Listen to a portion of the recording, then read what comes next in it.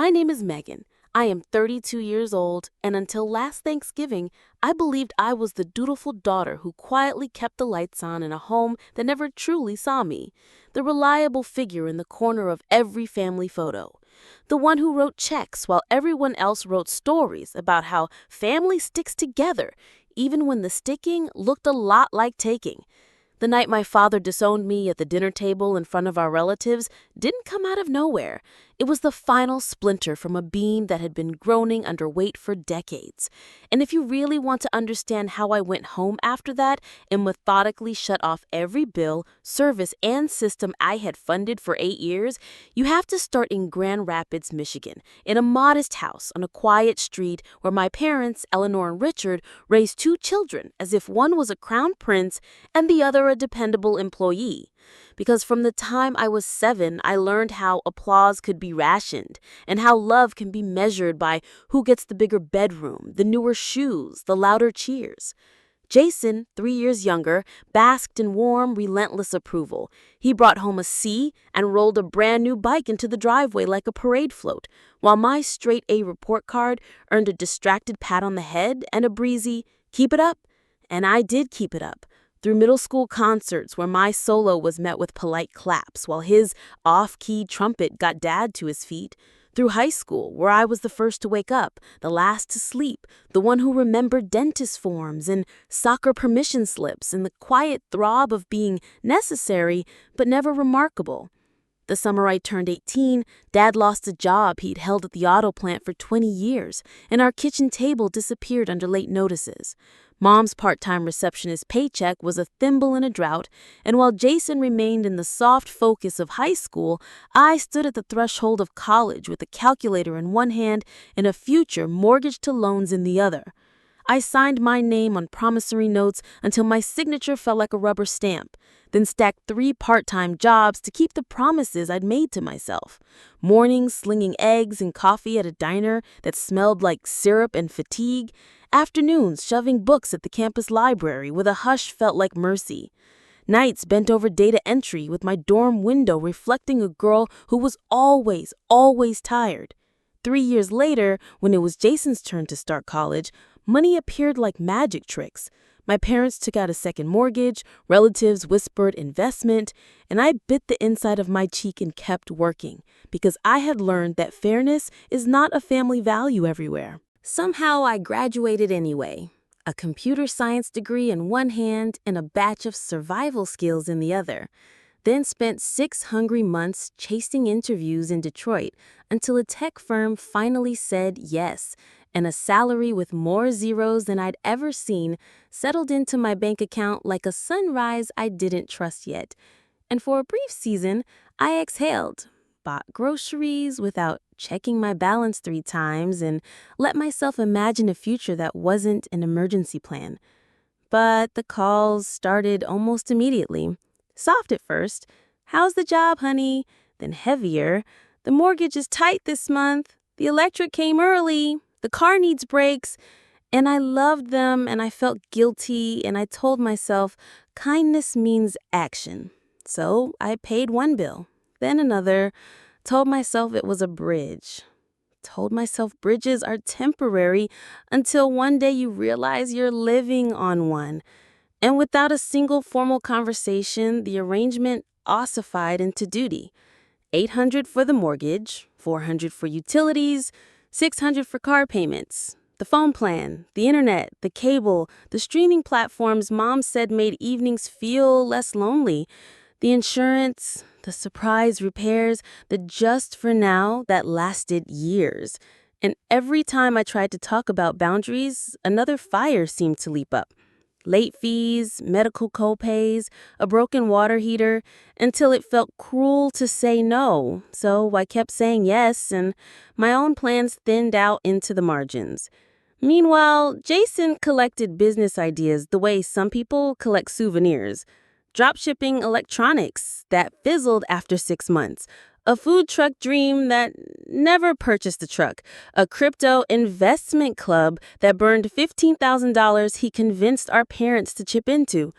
Each failure rebranded as learning.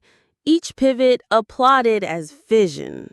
And neighbors heard about our son the entrepreneur, while my steady work that actually paid the bills lived in the shadow like a power cord no one notices until it's gone.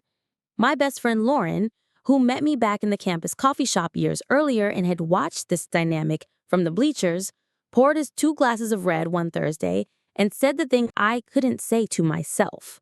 They're using you, Mag. You're giving them $9,600 a year just on the big stuff, and for what? A grunt and another favor? And I tried to explain the way guilt knots itself around love, how letting the house slip into foreclosure would haunt me, how responsibility doesn't always feel like a choice, but even as I defended the pattern, I heard the hollowness in my own voice. Proof of the pattern sparkled in small vignettes that should have been happy. Mom's 60th birthday and when I surprised my parents with a Chicago weekend, theater tickets, and a Michelin star reservation I'd saved 2 months to afford. And when they came home, all the oxygen in the room went to Jason's handwritten card and his call from the train. My gift reduced to, "We had a nice time," before the conversations were back to Jason's next great idea. This spring, Dad had gallbladder surgery, and I took unpaid leave, cooked and cleaned and sorted his medications and drove him to follow-ups while Jason couldn't make it because of business meetings that I later learned were just poker nights. And at the end of those 2 weeks, Dad studied the pill organizer I labeled and muttered that Jason would have done it better, and I pretended the words were water, not knives. When Jason's subscription pet toy box collapsed after 3 months and 2 local investors threatened legal action, my parents called with the tone that knew the answer before the question. Maybe I could help my brother out of this little situation. And when I said no for once, when I protected the line that stopped at $12,000, winter settled over our conversations for weeks. The air crowded with phrases like family loyalty and "we raised you." And inside my apartment, I stared at a clear glass jar on my shelf with a handwritten label that read "Emergency Fund," and knew Lauren was right to call it my guilt jar because it filled with money I refused to spend on myself in case my parents needed saving again. A ritual of self-erasure disguised as prudence. Then 2 weeks before Thanksgiving, a door I had been pushing against finally opened on its own. At work, I led a complex rollout for a major client, and we shipped on time. Under stress, but without disaster. The CEO stopped by our pod to say he was impressed, and a holiday bonus landed in my account that made me think in soft colors. Maybe a down payment by spring. Maybe a different kind of life. And I was still holding that hope like a warm cup when Mom called and said, "We were thinking you could host this year. Our place is cramped, your apartment is nicer." And even though last year they'd called my chairs uncomfortable and my cooking untraditional, I said yes, because yes was muscle memory, and because some small, stubborn part of me still believed that effort buys appreciation. Lauren pushed a cart alongside me at the grocery store that weekend, watched me choose the organic turkey, the premium sides, the 3 different pies, and the good wine, raised an eyebrow and said, "Are you sure they'll appreciate this? Last year your mom said your mashed potatoes were too creamy." And I laughed too quickly and said, "This year will be different. We have things to celebrate. I got a bonus. Maybe they'll see me. Maybe they'll finally see me." And when I called Jason to ask if he could bring anything, he said cash was tight, but he'd definitely be there, and that a new venture was about to land with big investors. And the music of his video game bled through the phone while I told him not to worry, I had it covered. 3 days before Thanksgiving, Mom called with the phrase that always meant trouble.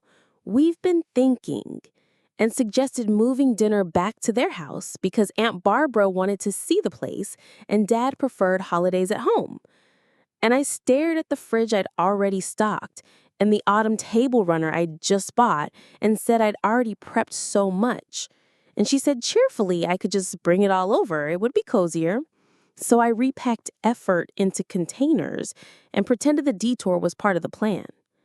That evening, dropping off some advanced dishes, I came in quietly through the back and heard Dad on the phone tell a relative, "Sure, Megan's helping with dinner, though between us, she never does enough for us considering how well she's doing, all that money, and she still lets us struggle sometimes." And I froze in the hallway holding a pot of brighting liquid while a sentence I would never forget burned itself into my ribs. Never does enough. And the truth I'd been dodging for years stood up and looked me in the eye. I slept badly, got up before the gray sky decided to be morning, and packed the car with food and wine and decorations and the good plates wrapped in towels so they wouldn't chip. Then drove the 40 minutes to the house whose mortgage left my account on the first of every month, practicing the same quiet pep talk I'd been saying to myself for years. Today will be different. They'll notice. They'll care.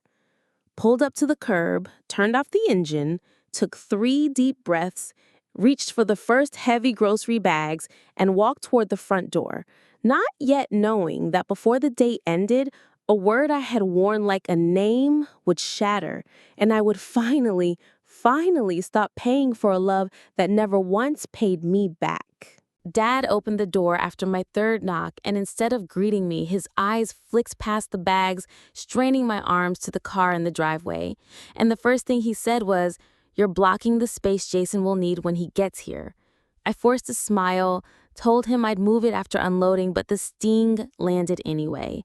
I stepped into the house carrying a 20-pound turkey and bags of produce while he muttered about fancy cars, even though the sedan parked outside was the first new vehicle I'd ever bought after nearly a decade of nursing my old college beater along. Mom appeared from the kitchen, drying her hands on a towel, and gave me a once-over that ended in a tight smile. She said some of us have been cooking since 6 this morning, so we didn't have time to dress up like that. Her eyes lingering on my burgundy sweater dress and minimal makeup. I shrugged off the comment and explained that I'd prepped everything so it was ready to cook. She nodded, but quickly added she had already started her stuffing since Dad only liked her recipe. I carried the heavy bags into the kitchen, and for the next 2 hours, I worked alone, basting the turkey, timing the side dishes, setting trays of vegetables into the oven while, from the living room, I heard the television drone and the occasional cheer for a football play. The smell of roasting herbs filled the air, but no one came to help. Around 1:30, the doorbell rang and I wiped my hands before peeking out, just in time to see Jason being pulled into a hero's embrace by both parents, as if his arrival alone was the main course. He brought nothing but himself, yet their voices rang with joy. Dad clapping him on the back, calling him the man of the hour. When Jason finally noticed me through the kitchen doorway, he grinned and said, "Something smells good, sis. You always were the kitchen wizard." Then turned back to bask in more praise. Moments later, Aunt Barbara, Uncle George, and Cousin Natalie bustled in with soda bottles and the store-bought pumpkin pie that earned extravagant gratitude from Mom. She told them proudly that I had insisted on cooking everything myself. Aunt Barbara wandered into the kitchen, gave me a warm hug, and asked if she could help. For a moment, I almost cried from relief at her kindness.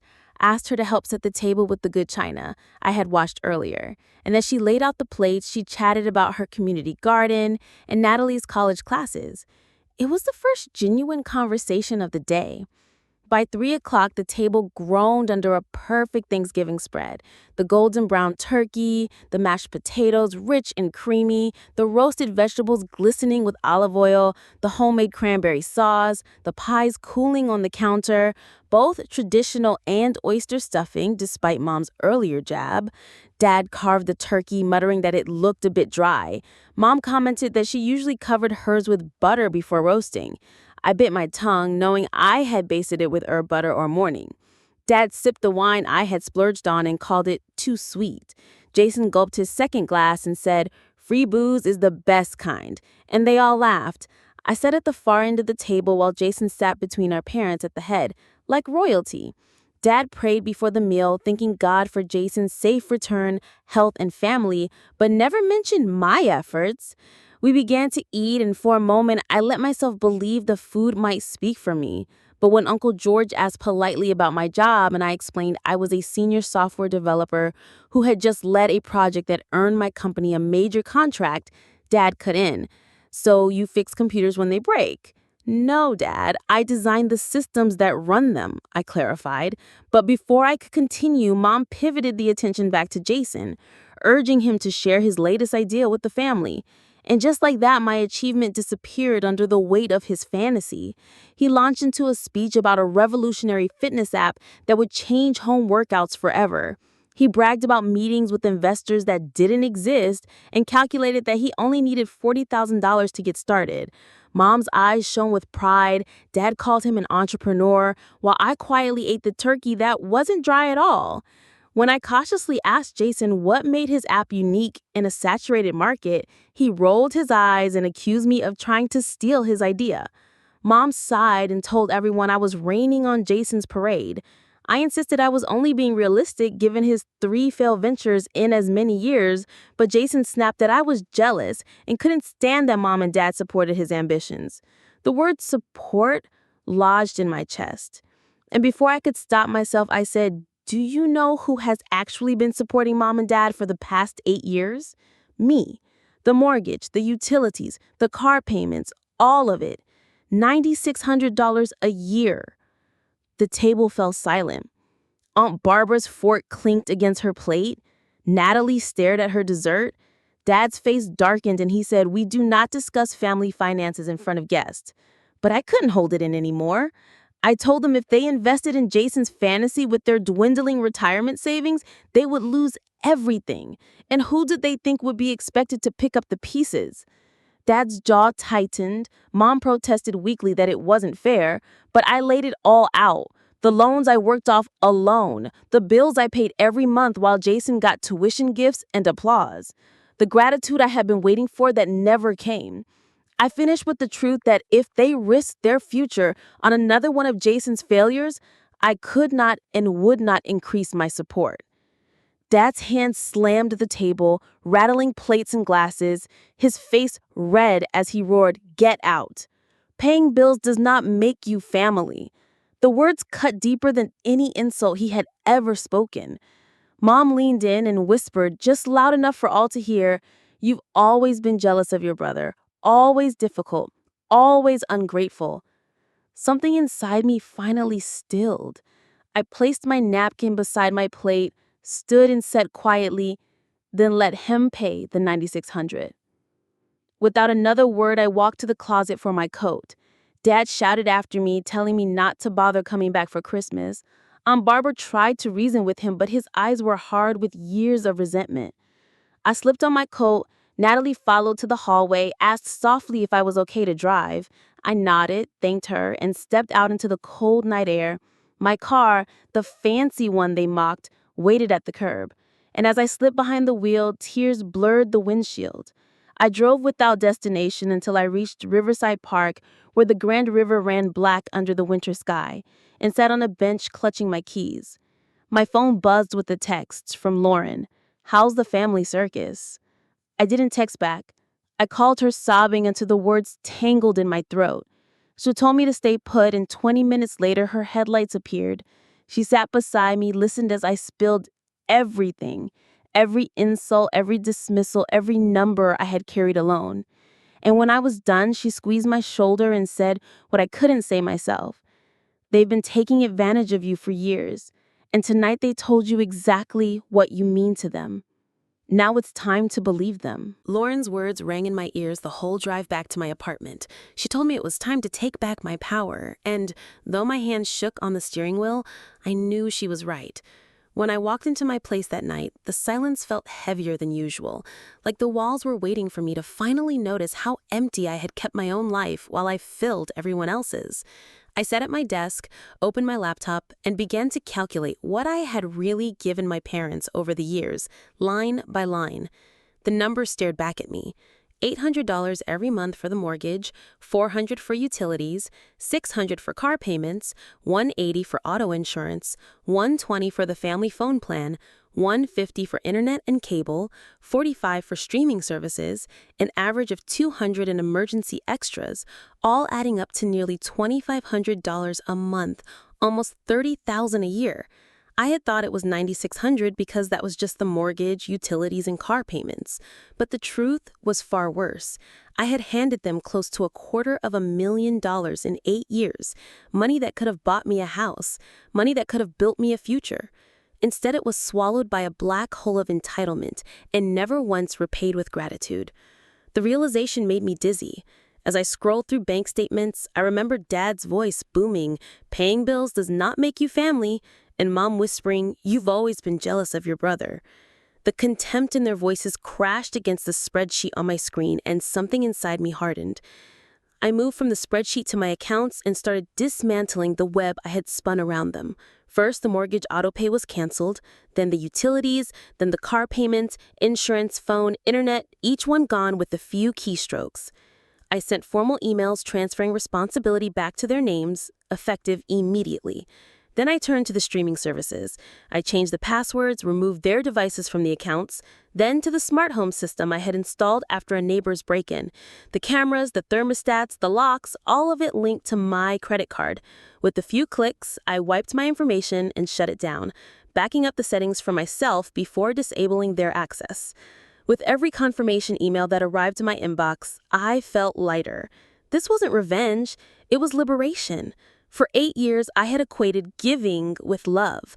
I had convinced myself that sacrifice would eventually earn me appreciation, but all it bought me was dismissal and scorn. Lauren had told me the truth.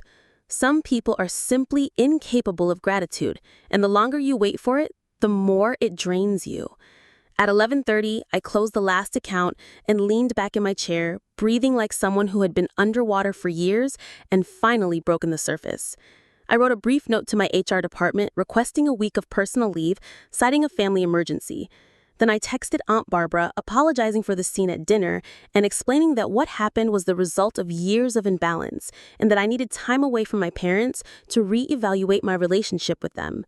I turned off my phone, swallowed a sleep aid, and for the first time in 8 years, fell into a deep, dreamless sleep, free from the weight of being my parents' keeper. I woke the next morning to a phone buzzing itself off the nightstand, 40 missed calls, dozens of texts, and a line of voicemails stacked one after another. The first was from Aunt Barbara, her voice urgent.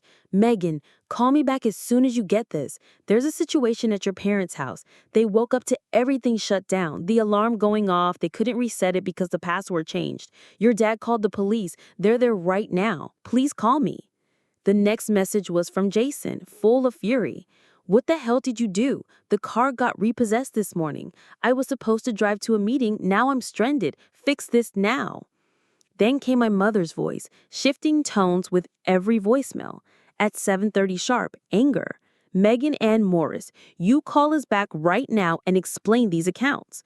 By 8:15, panic.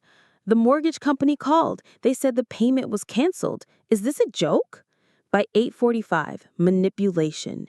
"Your father is having chest pains from the stress. If anything happens, it's on your conscience." By 9, pleading. "Sweetheart, if we said anything to upset you, we're sorry. Just call us back. We can't handle this all at once." My father left one at 8:30, his voice cold. "Whatever stunt you're pulling, it stops now. I've spoken to Cousin Carrie, the lawyer, and he says what you're doing could count as elder financial abuse. You have until noon to restore everything, or we'll take legal action." I scrolled through the texts, each one a snapshot of chaos. Utilities threatening shutoff, mortgage notices forwarding in all caps, questions from Jason filled with blame and insult. Then a softer one from Natalie. "Just checking on you, things are crazy here, but I understand why you did what you did. They've treated you unfairly for a long time. Please take care of yourself." Uncle George, too, left a surprising message. "Megan, I know this is messy, but the way your father dismissed your contributions last night was wrong. Eleanor and Richard have told us for years Jason was helping financially. We were shocked to learn it's been you all along. Take whatever time you need. Not everyone in this family thinks you're wrong." I sat on my couch listening to each word, weighing guilt against truth. And for the first time, the truth was heavier. I opened my email, drafted one message, addressed to my parents, copied to Jason, Aunt Barbara, and Uncle George. "Dear Mom and Dad, last night you made it clear my financial contributions don't count as family loyalty. Dad said paying bills doesn't make you family, then told me not to come back for Christmas. I've spent 8 years paying nearly $30,000 a year for your mortgage, utilities, cars, insurance, phone, internet, and more. In total, almost $240,000. all taken for granted while Jason was praised for failed ventures. I respected your wishes by removing myself completely from your finances. Accounts are now in your names. Medical emergencies should be handled by 911, not by guilt, threats of legal action. Don't apply since every account was in my name, voluntarily funded. I'll be taking time away to reassess our relationship. Megan. I hit send, and within minutes, Mom called again. I let it ring to voicemail, her voice trembling. Megan, please, your father's at the hospital. His blood pressure spiked. The doctor says it could have been a stroke. You need to come immediately. My chest clenched until a new text appeared from Natalie. Don't believe them. He isn't at the hospital. He and Aunt Eleanor are at the house with the police trying to claim you hacked their systems. I thought you should know. I opened the app that still gave me remote access to the cameras, and sure enough, there was Dad pacing the living room, gesturing wildly at two officers, perfectly healthy, if red with rage.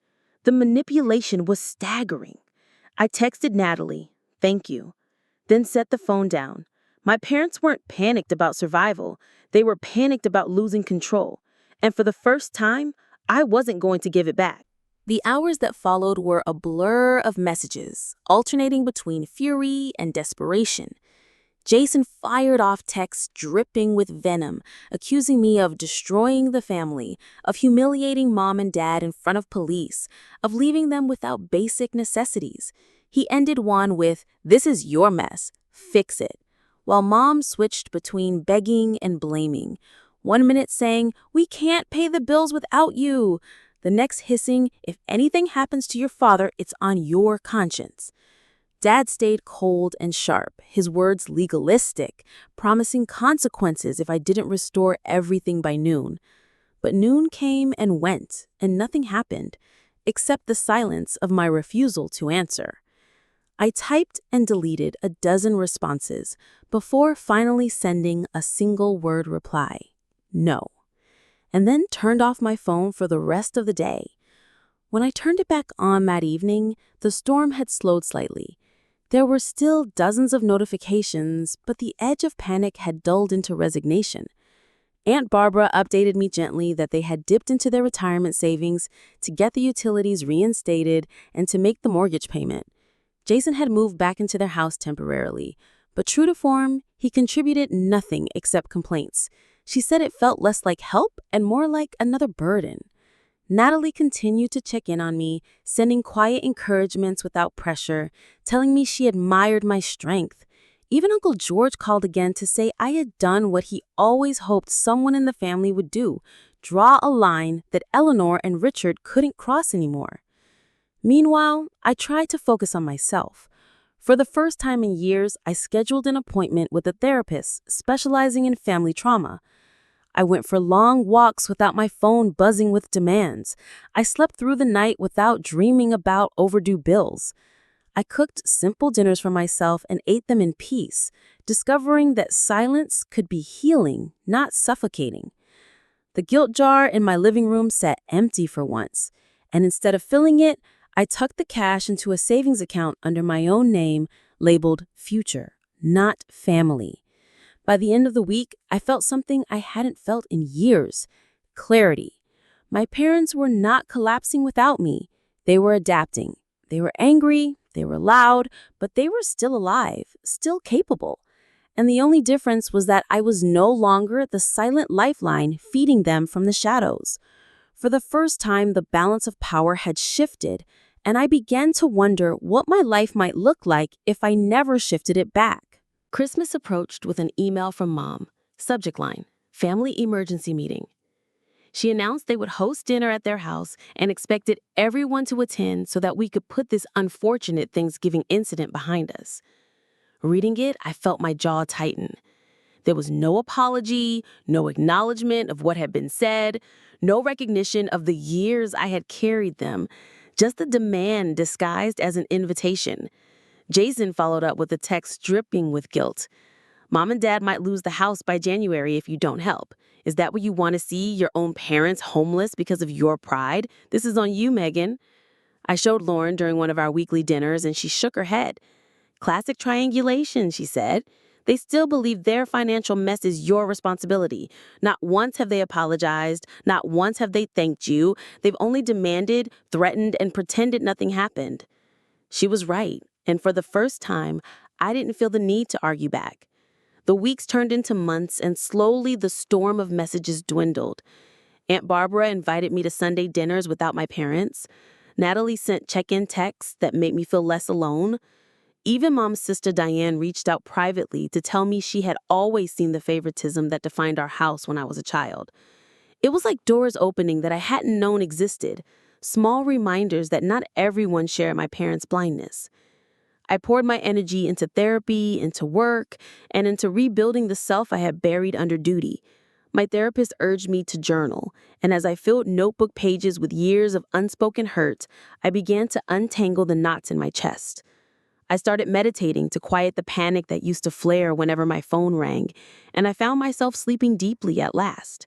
I even joined a climbing gym, discovering the thrill of gripping a wall, hauling myself upward, and realizing strength could be chosen, not inherited. 6 months after Thanksgiving, I moved into a new apartment in a secure building where my family didn't know the address. The money that once vanished into their accounts began growing in my own savings, and with it, I started a side business, a small web development consultancy that reminded me my skills could build something for myself, not just for others. My parents, meanwhile, sold their house, downsized into a rental. Dad took part-time work as a security guard. Mom picked up more hours at the dental office. They managed, Jason's app never materialized, and without their ability to fund his ideas, he ended up working at a sporting goods store, still living at home, still blaming me, according to Natalie. But their choices no longer sat on my shoulders, and that freedom tasted like air after years underwater. In early spring, a Christmas card arrived, 5 months late.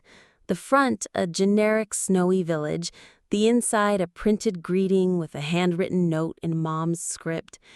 We are having Christmas dinner at 4 o'clock. The past is the past. Family should be together. There was no apology, no reflection, just the same assumption that I would step back into line. I wrote a brief response, polite but firm. Thank you for the invitation. I will not be attending this year. I wish you both well, but I am still healing from Thanksgiving and from the imbalance that has defined our relationship. Maybe one day we can rebuild on mutual respect. Until then, I need distance. They never replied, and I no longer needed them to. The 1-year anniversary of my independence arrived quietly. I marked it by taking myself on a weekend trip to Chicago, staying in the same hotel where I had once sent them for Mom's birthday. This time the luxury was mine, and the irony was not lost on me as I ate alone in the restaurant they had once bragged about to neighbors. I raised a glass to myself for surviving the storm. Not all family ties were severed. Aunt Barbara and Uncle George became more like parents than my own, calling regularly, celebrating my work, never asking for anything but my company. Natalie and I grew close over coffee dates, her steady kindness stitching a bond that felt more like sisterhood than cousinship. Even Aunt Diane, who had long stayed quiet, confided that she had seen the favoritism for years and wished she had spoken up sooner. It was validation I hadn't realized I needed. Slowly, I began to date again. Michael, a kind architect, introduced by a friend, listened without flinching when I explained my estrangement. He took my hand and said, "Family is not who you owe, but who makes you feel that you belong." With those words, the last pieces of my guilt began to fall away. Looking back at that Thanksgiving, I realized my father's cruel dismissal had been an unintentional gift. By telling me I wasn't family, he freed me from the prison I had built, trying to buy love with sacrifice. He forced me to face the truth that real family is chosen by respect and kindness, not by blood and obligation. And as painful as it was, that truth gave me a life that finally felt like mine. A year after that night, I looked around my life and saw how much had changed. The constant anxiety of wondering what bill would land next was gone, replaced by the steady rhythm of my own rent, my own savings, my own plans. My consulting business had grown from weekend side projects into a stream of clients who valued my skills enough to pay me directly. I no longer woke up dreading phone calls. Instead, I checked messages from friends who wanted to meet for dinner or colleagues who offered new opportunities. Therapy had rewired the way I thought about myself, each journal entry peeling away another layer of guilt, each meditation loosening the grip of old fear. Climbing walls taught me the rush of choosing my own battles and conquering them, not because I had to, but because I wanted to. Meanwhile, my parents adjusted to their new reality, their downsized rental, their modest jobs, their inability to prop Jason up forever. According to Natalie, he still complained constantly, blaming me for his failures. But without a blank check to fund them, he had settled into working retail. Bitter but stable. It was strange to realize they were capable all along, that the collapse I had feared if I withdrew never came. The world didn't end. They adapted. And in that realization, I felt the last threads of obligation snap. I even started planning for the future. Trips I had postponed for years, dreams I had filed away under someday, now moved into my calendar. Someday had become now. The people who filled my circle were those who saw me, valued me, celebrated me, not for what I could give them, but for who I was.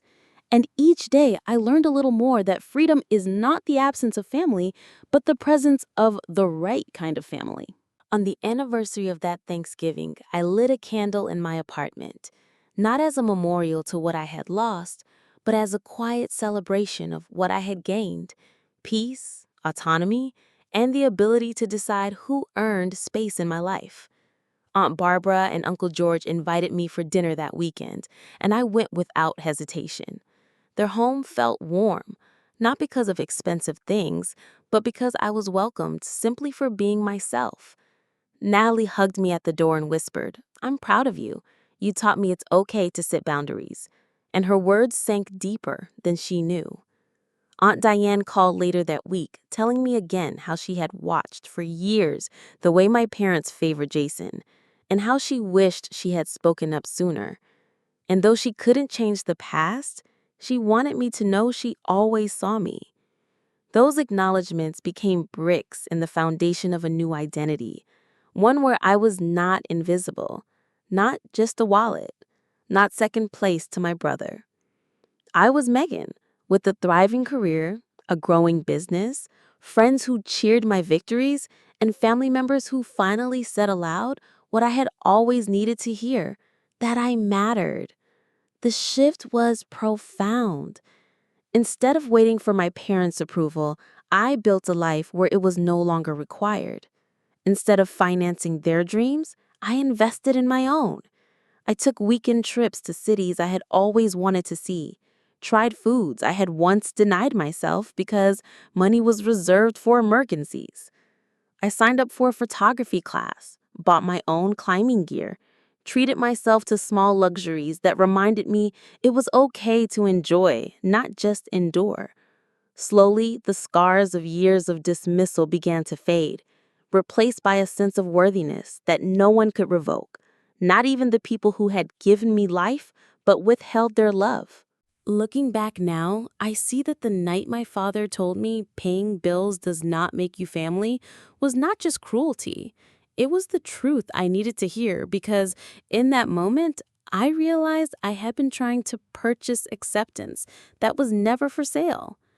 I stopped pouring my hard-earned money into a bottomless pit of entitlement and instead began investing in myself, my health, my future, my joy. I am no longer the daughter waiting for a thank you that will never come. I am a woman who knows her value. I built a business that thrives, a circle of people who support me without conditions, and a home that feels safe, not because it is paid for by guilt, but because it is mine. Jason may still chase illusions, my parents may still refuse to see what they lost, but that is no longer my burden. I carry only my own dreams now, and they are enough. I have learned that real family is not measured by bloodlines or by obligation. It is measured by respect, kindness, and presence. Sometimes you were born into it, sometimes you find it along the way, and sometimes you create it yourself. I have chosen the latter, and I am finally free. If you have ever had to step away from toxic family members, if you have ever drawn a line to protect your own heart, I would love to hear your story too. Share your thoughts in the comments because maybe your words will be the encouragement someone else needs to choose themselves, just as I finally chose me.